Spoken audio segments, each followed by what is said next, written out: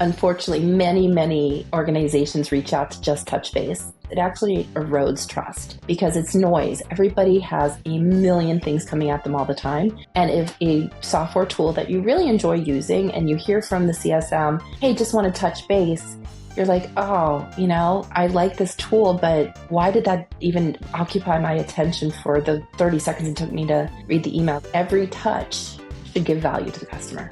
And if you're writing an email like, hey, just want to touch base, don't send it. Most of our guests are builders, but Wynne Brown is a fixer. She spent the last 2 decades coming into scaling companies with leaky revenue, where she rights the ship and then moves on to the next challenge. She's revamped sales and customer success at companies like Monster, GitHub, Fable, and RocketReach, mostly by focusing on the customer.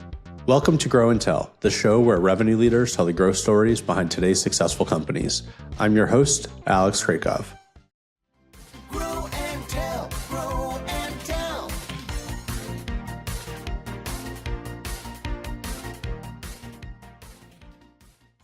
For today's show, Wynne is going to walk us through her experiences at 5 companies. First, we'll cover her time as Director of Sales at Monster's Military.com division, where she introduced customer success and grew sales from 5 to 25 million in a 5-year period.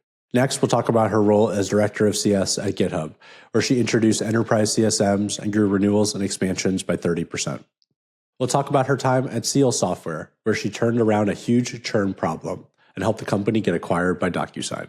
We'll also talk about her time leading the revenue teams at Fable and RocketReach through their Series A stages. This episode gave me a million ideas for our own CS team, so I'm sure you'll love it too. I hope you enjoy the chat. So normally we focus on a guest experience at 1 or 2 companies, but your career has taken a different shape. It seems like you're kind of more of this fixer where you come into a scaling company, revamp the revenue team, improve results almost overnight, and then move on to a different challenge after a couple of years. And so I'd love to kind of start there. Like, why do you love this role of fixer so much, and kind of how did you end up in this career path?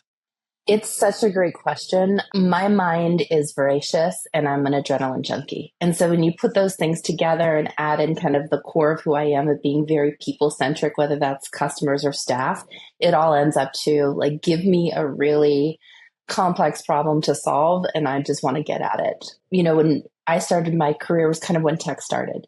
I went to San Francisco in 1999 after grad school because that's where everything was happening. And it was this totally unique opportunity to be part of a new industry from the start. All of us who were the first people in tech will readily admit, like, we had no idea what we were doing. And so we made big mistakes. And so coming in and having a kind of sense of and a thrill with the framework of how you unravel problems that got into the system, kind of into the works from the start, just became really fun. Glutton for punishment, I guess. Yeah, it's funny as you're talking through your answer. I think I guess historically I've been a little bit more of the opposite, like a builder, right? It's like starting from scratch and then kind of going from there. But I guess I was a consultant at one point, and that's kind of more of like that fixer type of like seeing what's messed up, auditing, talking to people, and then like kind of running your own playbook or trying to figure out, all right, how do I solve this problem? So it's kind of, I don't know, building when something's already started is maybe the way to think about it. Yeah. And, it's such a cliched thing that we all say. It's like, oh, we're, building the airplane while we fly it or changing the tires on the bus as we drive it. But startups are by their nature extremely rapid in cadence. And often what happens, and maybe you've seen this at other places or certainly like over a beer with friends, you've probably heard this, is people talk about, oh my gosh, this is a really successful company from the outside, but once I was hired, I can't even get data that's clean. And so what's really important is to know that every company has skeletons in the closet, but you need somebody to come in, get the skeletons out of the closet, bury them in the ground, burn some sage, and move on. But you have to fix the fundamental mistakes that were made when the company started. And that's because humans made the company. That's not like somebody made a massive error or was stupid. It's just the nature of how fast these companies develop. Totally. And I think about like what I did at Lattice. It's like things that worked for us in the early days would break later, and then you maybe didn't have time. And like it worked at one point in time. And so it wasn't that we were stupid at the time, but then when you look back on it, it clearly wasn't working. And then oftentimes, and then there's often so much baggage too as you're in the company that like you forget why something's done a certain way. And it really takes kind of like that that fresh perspective to come in and be like, okay, wait, this is silly. We got to do it like this now. And this is a better way to go about it. So yes, we need more fixers at companies. Yeah. I agree. So for this episode, I'd love to kind of walk through a few of your career stops, and we can kind of talk through about how you fix different problems. And maybe let's start with Monster, because I think you joined there in 2008, I believe, and you were like a top AE at Monster and then promoted to director of sales. And you really quickly expanded Monster's revenue. But it sounded like you did that mainly by implementing like a customer success program back before CS was really a thing and it was established as it is now. As a sales leader, like, why did customer success become such a focus? And can you kind of walk us through that change at Monster?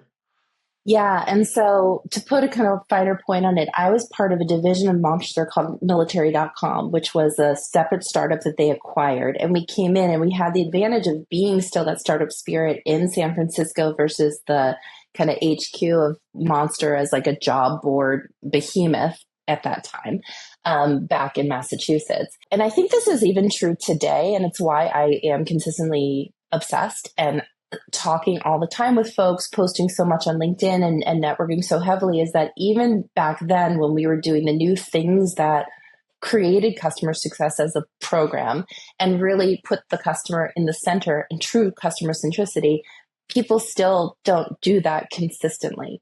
What we did was it was actually a book of named accounts. So it was in kind of the renewal and expansion space before any of us were really calling it that. And what I did was shut up and listen to the customer. So a great example of that is, because we were military.com, the named accounts were all of the recruiting agencies for the military recruiting commands. So stereotypically, conservative kind of, they had a playbook that they would run for all of their outreach. That was really what it was with these vehicles to find leads. It was way back during kind of the first war on terror, as they called it. And there was a huge recruiting need. If we had just gone in and done the traditional things with them that we thought that they wanted, we would never have innovated for them, and would have not solved new problems. So again, the most important thing was we went and listened to them. So we would show up, that timeless kind of value of being in front of people and creating relationships. That was really the play. That's always the play. So I would go, for example, and talk with the representatives from the Navy and would just have lunch with them, listen to them. And one of the things that they shared with us was how difficult it was to recruit for the SEALs. It was at a time when it was one of the only times that they were recruiting not from the Navy. You could come into the SEAL program from a different armed service or maybe not even having been in the armed services. It was a totally unique opportunity. And our kind of like the base of who we could reach with the incredible reach of Monster could fit the demographic profile that they were seeking. So we had to make a new product that was super cool that attracted those folks. So we built this kind of new, essentially a website where people could come in and play games and look at gear and kind of all the things that would really appeal to that type of person. And we ended up actually being a Webby honoree for this innovative at the time. Like, it seems kind of old fashioned now, but at the time, like having, your mouse look like a machine gun, for example, was kind of a new thing. Like, it was like this very innovative thing. And ultimately it gave the customer, the Navy, what they really needed and couldn't find anywhere else. Super interesting. I did not realize that all about your experience, that you're working with like these military guys and trying to get them more online and things like that. Like, so you show up, you meet with them in person, you get this feedback. How do you think about being like the voice of the customer and working back with the product team and like, getting that Webby, award-winning website built or whatever it is? Like, how do you sort of think about translating that? Because I assume that the thing, they're just like, hey, I want more SEALs, and they probably aren't very technically advanced. So you have to be like a great translator, right, of what they're actually saying to what you want the product to build. Yeah.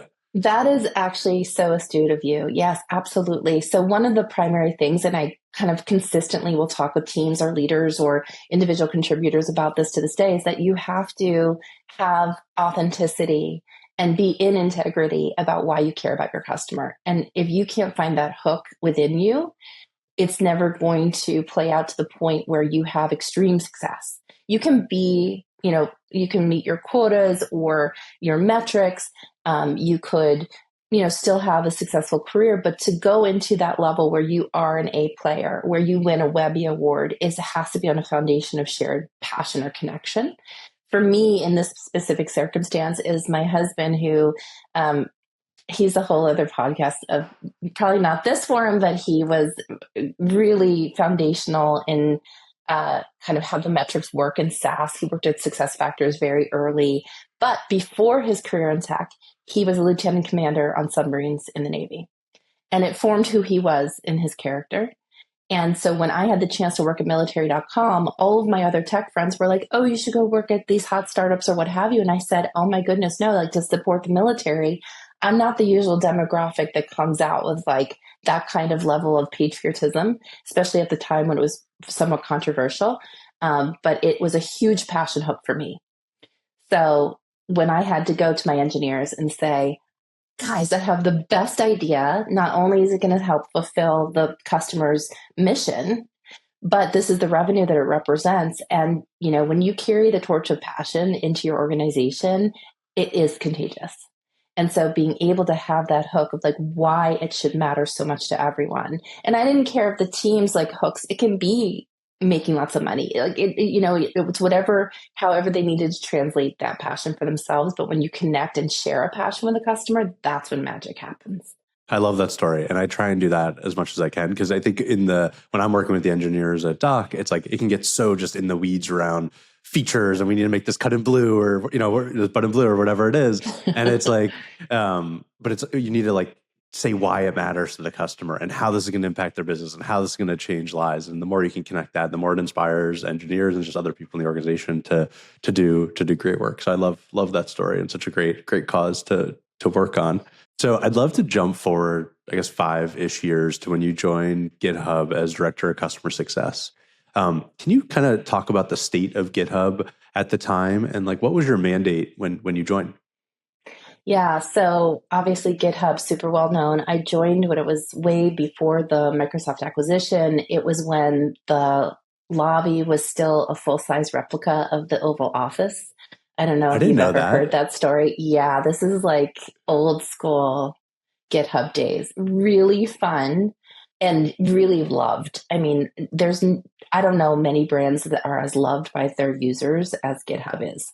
The challenge was that as the user base grew, which was really organic and really by individuals, and as they then were leveraging into real commercial engagements, we were kind of coasting on that love and the mechanics, really the fundamentals of how you treat really mid-market up to enterprise customers isn't just fun and games. Right. So I love having fun at work. I love loving my colleagues, but I'm very serious about my work. And so what they really were curious about is, hey, you know, here we have these very loyal customers. Retention was not an issue. What could it look like if we were giving ammunition to our customers to help us get into the other pockets of dev teams? You know, at the time, a lot of dev teams were just able to choose their own tools. And so, you know, if GitLab was in the other group or the other division or what have you, there wasn't a lot of momentum to change that. So that was the big question is, could we stop just resting on great retention and look at potential growth? So when I came in, there was already a really talented team focused on mid-market in place. There was no enterprise team, and that's kind of another interesting story. And really, for me, it was about how do you stop just checking in with your customers and making sure that they love GitHub and talking about how to make customers heroes by being bold enough to take the GitHub goodness and take it to the other teams that could be captured in the footprint. I call that pull mechanics, where you are not just checking in on your customers because we all know if you're checking in on your customers, you're trying to make sure, are we okay? Is there any risk here? Is my revenue at risk? But that's not why a customer wants to spend time with you. Even at GitHub, with all the love we had, when we would reach out, our CSMs would get meetings maybe half the time. Like that wasn't a good connect rate, a good engagement rate. So instead, what we did is we took a big step back and said, let's center the customer. What do these personas, a director of engineering or a CTO, what do they care about? What do they want to learn about? Because GitHub is seen, and rightly so, as this mecca of developer collaboration. And so we came up with every quarter, the CSM team would crowdsource. These are the 5 main topics. And now I'm going to each CSM, either in pairs or individually, would develop a whole curriculum, just a slide deck, a talk track, a brown bag lunch, but it was content we knew that they desperately needed to learn about. And so then the campaign every quarter was, hey, how are you? Here's our latest and greatest of like what we think you'd care about. Which do you want to talk about? Which do you want me to present? Do you want me to present to leadership, to your ICs? How do you want to do it? And so then we went to an engagement rate of like 85, 90%. And then we bring other teams, then we were like, hey, how can we bring this goodness to other teams as well? And all of a sudden we had an expansion footprint, an expansion motion happening across many of our customers. It was really exciting. The other interesting thing, and this has become like the kind of like, hey, you're looking good if you do this, was early renewals. So, usually people will just renew on time. But we were creating this cadence where we saw our customers to their benefit on a quarterly basis. And we were pattern spotting that every now and then people would be like so excited, like, oh, let's just get the renewal out of the way. And so predictably, about 30% of our renewals would pull forward into the quarter before. It was astonishing. Amazing. Yeah. Yeah. It was a really great, just positive sign, like something magical is happening here.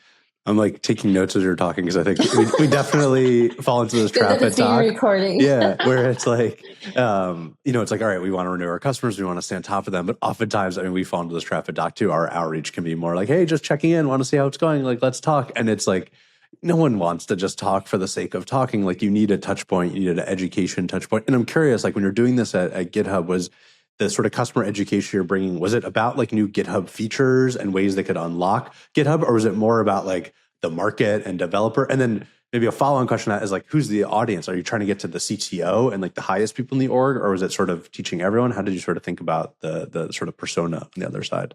These are perfect questions. So often it would be hot topics, like disaster recovery was really hot at the time. We would then try to hook it into if GitHub could be helpful in those areas, then we would say, hey, and do you want to follow on training? Because this is how you could actually leverage the platform to help support what you just learned. But it was really trying to be, especially, it was unique to GitHub because GitHub is such a leader in kind of this whole world of how developers work and collaborate. And so we had the advantage of kind of automatic status as thought leaders. So just us providing information that was helpful to their teams was a huge win for us. It varied kind of where we were targeting. We did a lot of account planning. Each CSM, we kind of rebalanced books of business so that everybody could have an account plan. Who do I want to penetrate to? Am I more concerned in this engagement with users who seem to be falling off or not using us as much, like what's happening? Or, hey, we have nailed the director level. Do we need to rise to the VP level? So then we're going to suggest topics that are more about, how do you leverage, your developers in a more effective way? Like it could be more of a business oriented or efficiency gain oriented topic. And I will say this, like often, unfortunately, many, many organizations reach out to just touch base. And it isn't even just a neutral. It's not like, oh, bummer, they're not going to engage with us. It actually erodes trust because it's noise. Everybody has a million things coming at them all the time.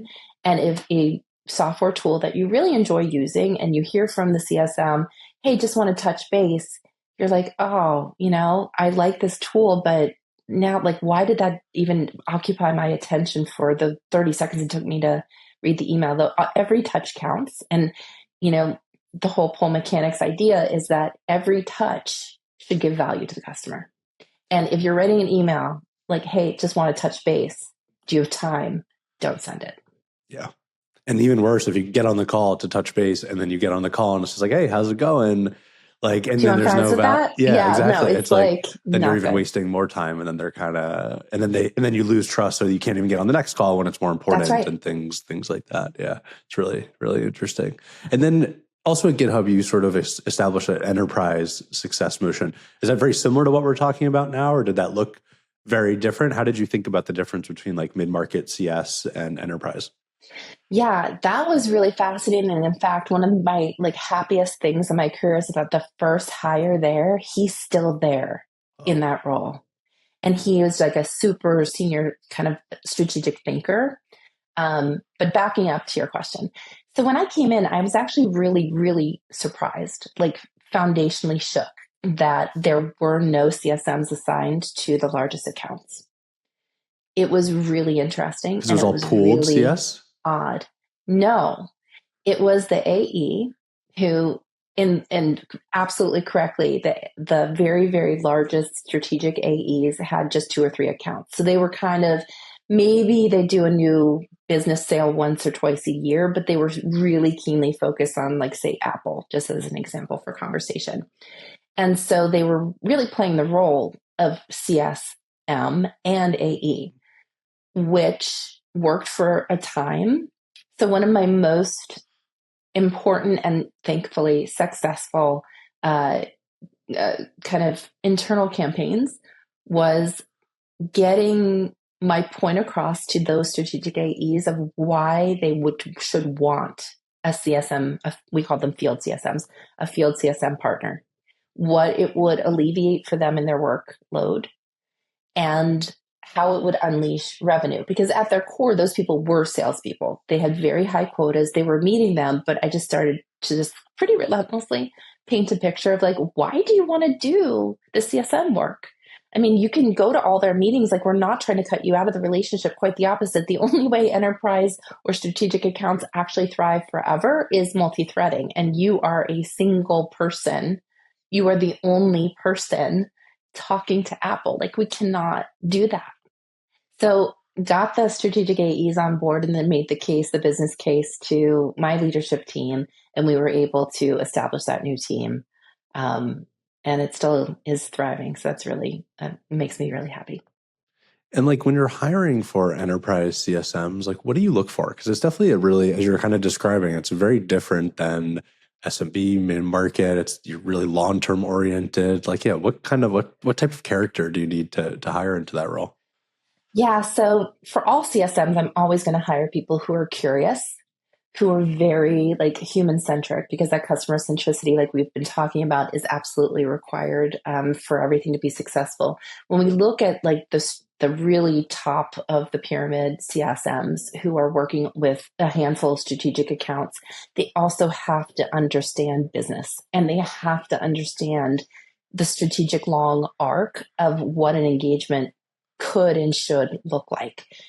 So things like we've already talked about, like multi-threading, understanding how to map an org. It's very similar to how you will want to hire for that strategic AE. You know, people who really understand how to extract from public filings, from interviewing senior people, from news articles. What are the corporate goals, stated and unstated, that are happening in this account? And how does my solution consistently support those goals? So they're always tying everything back to the business case, to making VPs or C-level people into heroes. So let's switch gears and talk a little bit about Seal Software, which was like an AI contract analytics platform that was eventually acquired by Docusign. And I think when you joined, they had a big churn problem, which you flipped around. And so how did you go about, like, identifying, all right, what was the cause of the churn? And then how did you go about actually trying to, okay, now that I know what the problem is, how do I actually fix it? Yeah. So in hindsight, I always feel like I tell my stories a little bit weird because, like, I want everybody to think I'm a genius, but I don't think any of these things are genius. I think that the real differentiator between mediocre, good, and great is execution. Because I think anybody would look at the situation at Seal and have the same conclusions, but then it's the big, what do we do now? So I actually was a fixer twice at Seal, first for the CSM function and then for the learning services function. So Seal Software is a fascinating story. They were a first mover and in the contract analytics space. They were doing machine learning and AI before now. Everybody apparently does machine learning and AI. And it was a really incredible opportunity. All the customers were large enterprise, which is like the playground I love to play on most. It's the most complex, the most challenging.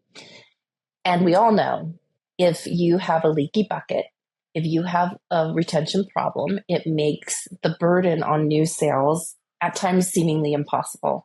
And when I went into Seal Software, we were in an impossible situation. It had to get fixed or the company would die. So we had 65% net retention. So the leakiest of buckets, the company would die. And so it was clear, they had incredible logos. The CS team was basically non-functional, and I was brought in to rebuild it completely. I was extremely supported by the sales leadership and the CEO. They understood that the problem was dire and that they needed help. And so that's like thing one, is that a lot of times people know they have a retention problem. They bring in a CS leader, and the problem is leadership, or the problem is the product. We did not have a problem in leadership, and we did not have a product problem. We actually had an overabundance problem. Our platform had a list of 120 use cases. So you're Google or you're Kaiser Permanente and you buy the platform and CS is weak, you have no idea where to start. And so you don't. And so you become shelfware. So that was the situation when I came in. So looking at that, I was like, this is awesome. This is so fixable.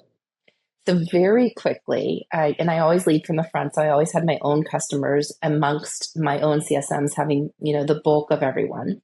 We did some very simple things. First and foremost, the AEs who were super paranoid, understandably, about like, my God, I had this incredible sale and it's dying, right? They were able to rekindle the relationships and introductions, and we could kind of get everything back to conversational with our customers. A lot of customers had gone completely silent. And then we did, it's going to sound familiar to, our conversation about GitHub. We created persona-based pull mechanisms where we said, okay, you're the head of procurement, you're the CPO, or you're the GC, and you are going to worry about these three things in your contracts. Where do you want to start? In the meantime, we've already looked into the repository and have a good sense of what we should recommend. But instead of saying, okay, great, happy to have you purchase Seal software, here's 120 use cases. Good luck.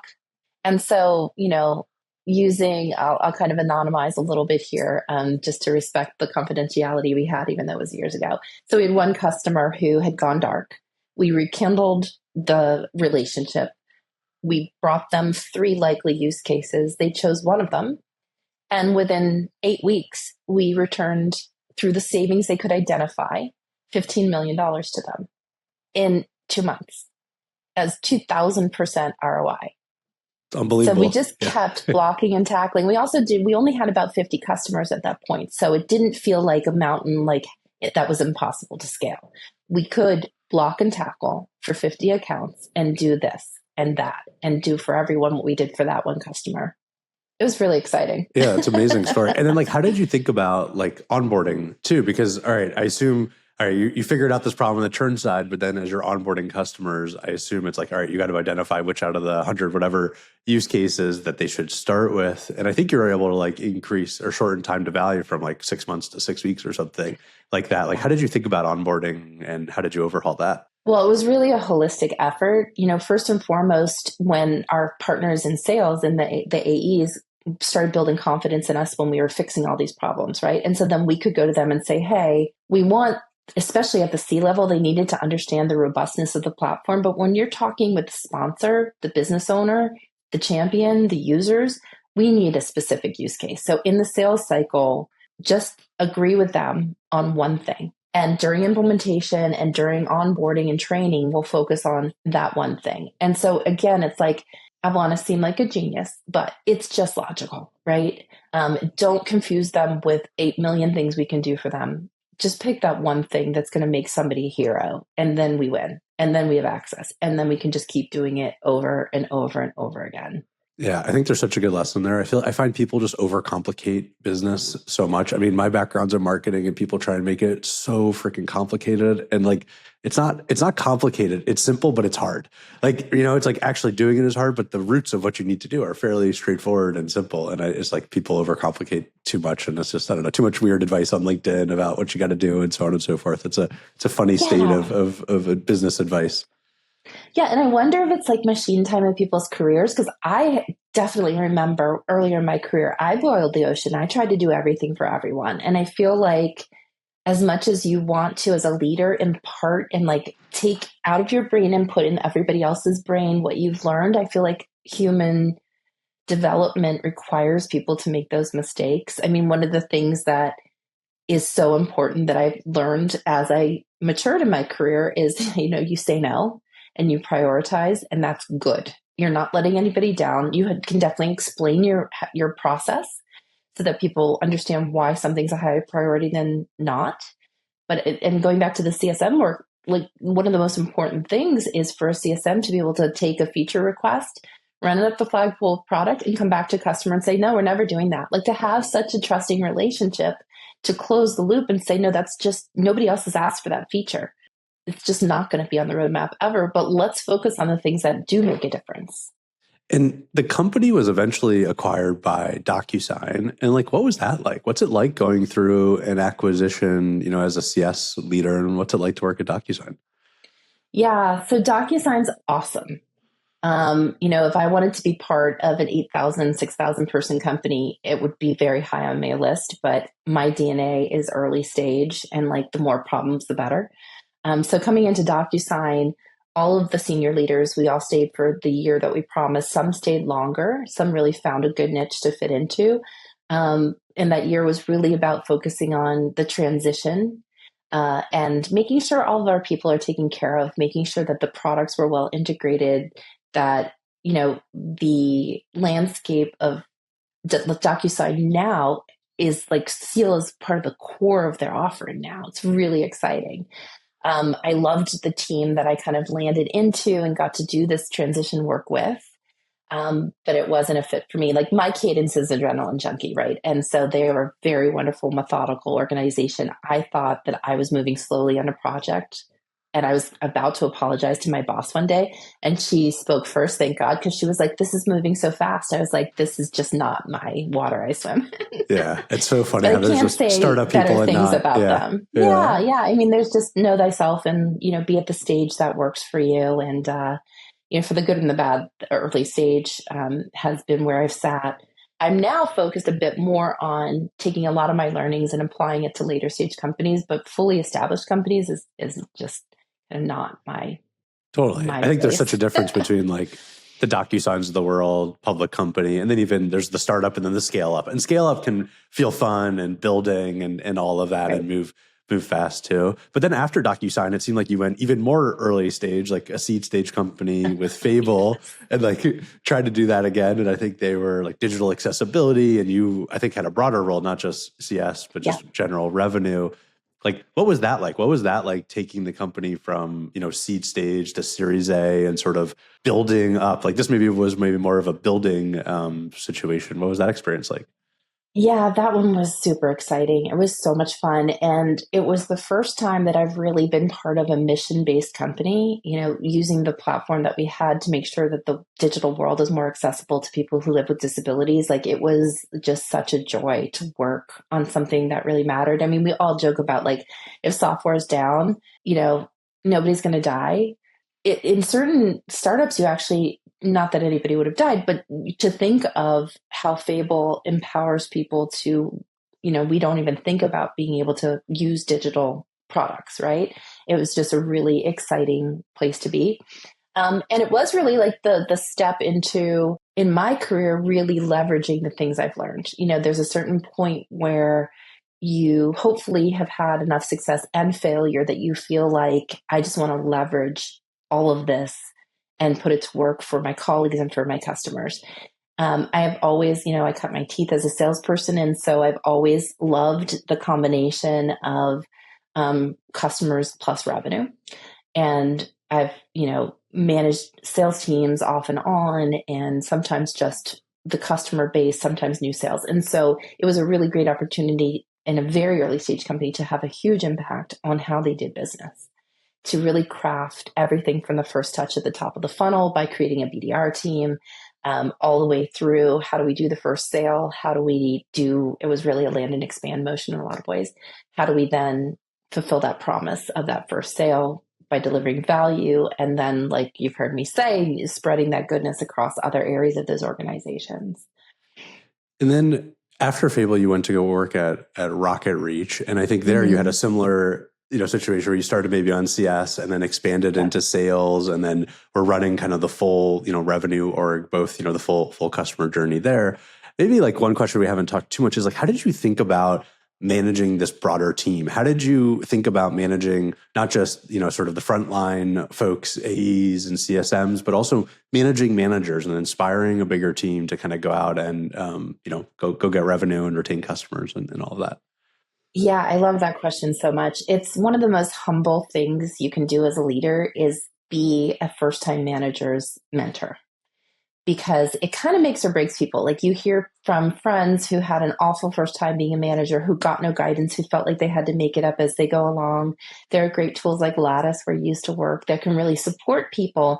But if you don't have somebody who's basically like your consigliere behind the scenes, you can really fall flat and it can leave a bad taste. And usually first time managers have been waiting for that opportunity for a few years, maybe even longer. And it is this potentially magical moment in their lives. I love having first-time managers be promoted from within. Like the thing that you have to have as a manager, we all know this, is that your people know that you know inside and out what the role requires for success. It doesn't mean that, there's great sales leaders who are not the best salespeople. You can do that, right? The whole kind of coach athlete thing. But you have to know the product, for example. So in the situation at RocketReach, the folks who were those first-time managers were internal promotions. And it was delightful to see them really step into the role. Being open to coaching is something that no matter how old or young we are, we always have to have. So having that open learner's mindset is absolutely essential. Folks who come in and think that they know everything when they're first-time managers, like obviously a huge red flag. Like that's like, what are they up to? Why are they trying to power grab? Like the motivations have to be there in order to be successful. RocketReach was really interesting too. It was really my first time in SMB. It was one of my main reasons to go there, is that there's so much happening in PLG motions, in even on the enterprise side of the CS world, that are at scale. And so I really wanted to go there and dig in deep on that long tail. And it was fascinating. And I learned a ton. It was a really fun ride. What was different about the SMB and like product-led motion? Yeah. When you're dealing with SMB or even BSMB or any of the PLG type motions, data is obviously king. And, making sure that kind of two things. Data has to be clean. So things that haunt us, like duplicate accounts, right? Like the things that are, you talk to anybody in tech, are the things that haunt everyone. Being able to have a clean data set is so important. And then not boiling the ocean. You can ask your data set 20 questions, and if you get 20 answers back, you're going to get stuck. Like you're not going to know what to do. So knowing how to ask the right questions of that data and then giving it enough time to evolve so you can see if the things that data is telling you, those 2 or 3 North Stars you're setting, have a positive impact or negative impact, and just iterate. The other stuff I add there, because we deal with this at Doc, it's like segmentation and prioritization. It's like we have so many different types of customers, one-person users, big companies, everywhere in the middle, and it just becomes so overwhelming. And so thinking through, okay, which, we basically have an unmanaged segment and managed and super managed, and like, how do you think through that? And how do we sort of structure our day as CSMs? It gets tricky because there's just so many people reaching out to you, so many potential avenues to go in the like PLG, SMB land, and different levels of user too. Like some are totally self-sufficient and don't need your help, and then others like desperately need you in there to help them. So yeah, it's tricky. It's tricky. Yeah, I'm fascinated by a user as a user in the sense of like how you onboard people. So that's one of my huge takeaways. Was even very large enterprises, now people want just to do on-demand or group live webinars. Like you don't have to do white glove training all the time for everyone. That was really hugely impactful for us. So we started doing kind of at scale offerings that we'd offer everyone, our SMB, our mid-market, and our enterprise customers, because we still had some on that other kind of end of the segments. And we had plenty of people who just wanted to show up or watch the recording, because, RocketReach is a pretty simple tool. And so in that case, it was easy to try and see how much we could not do one-on-one with our customers. And it's a huge takeaway for me for sure. I'd love to end today's conversation talking about customer centricity, which I've seen you talk a lot about, and sort of this concept of buyer 3.0. Can you explain kind of what you mean by that concept, and how should revenue teams adopt this mindset? Okay, so I'm super obsessed with this, and I wrote a whole series of 7 articles over the summer because I just think it's fun to put ideas out there and see what people think. So Buyer 1.0 was way back when I started in tech, right? Where people all of a sudden weren't buying software and putting it on their machines in their own closets or colos or what have you. They were renting it, right? And so we have this whole SaaS thing. Nobody knew how to buy it. All of the power was in the vendor side, where, people would show up and you do whatever demo you want. Like, people were just like wide eyes trying to figure out this new world, extremely vendor led sale. Then we had 2.0, which was about, like, in my estimation, about 10 years ago, where there was so G2 crowd and all of this kind of social sharing of information. LinkedIn was a huge part of that as well, where the buyers came in much more informed. And what I think people use the rule of thumb, like they're coming in 80% informed.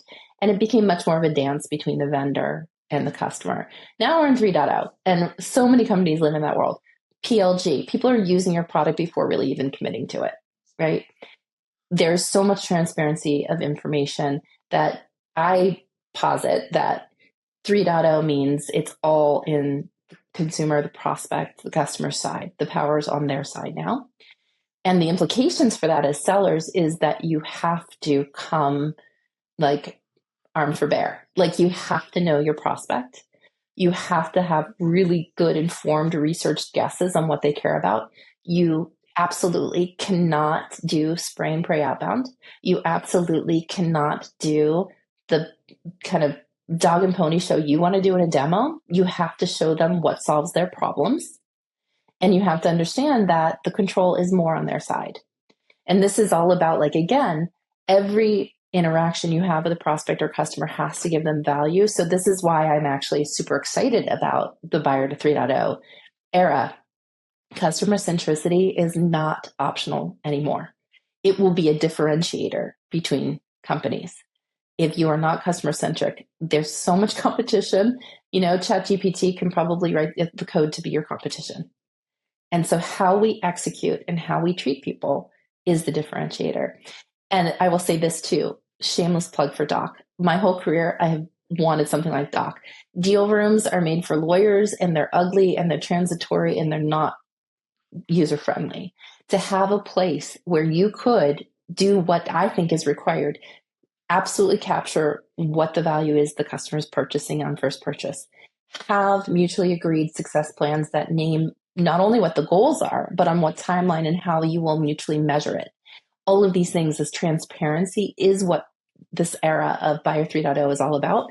And shameless plug for Doc, you've solved a problem I've been complaining about my whole career. Thank you. I really appreciate that. And I think, everything you are talking about, obviously we're huge believers in Doc, and sort of why we see this category of software taking off. And sort of one way I like to think about it is it's like we're shifting from this world of sales enablement, where it's all internally focused. How do we train the sellers and the sales team to buyer enablement? How do we better support our buyers? How do we be more consultative in the sale? How do we be like an authentic partner to them and co-collaborate around business cases and actually recommend solutions that will solve their problems, and not just kind of jam your software and your solution kind of, down their throat. And so, we think it's positive, right? Like, we think this is a good power dynamic shift. Like, people don't want to just be sold stuff that they don't actually need. They want to buy things that actually solve their problems. And people have been burned too much. And so you really need that transparency in sale and to be, really consultative. So that's where we see Doc fitting in. And it's a good shift in the world, we think.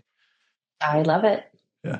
Well, thank you so much for the time today, Wynne. This was an amazing conversation. I'm going to immediately go send this to our head of CS. So we could start taking some of these, learnings and applying in our own CS function. If people want to go read those essays you wrote or follow up with you, where's the best place to find them? Oh, LinkedIn. So you just go, I've pinned some of them, but it's a series of 7 that I released weekly. So you can pretty much come to my profile on LinkedIn. Would love to have anybody, message me, chat about it. I love this stuff. I'm a total nerd for it. So yeah, that's where folks can find it. Awesome. Thank you. That's a wrap on another episode of Grow and Tell. If you enjoyed the show, subscribe to us on YouTube or your favorite podcast platform, or find every episode at growandtellshow.com. I'm your host, Alex Krakov. Thank you for listening.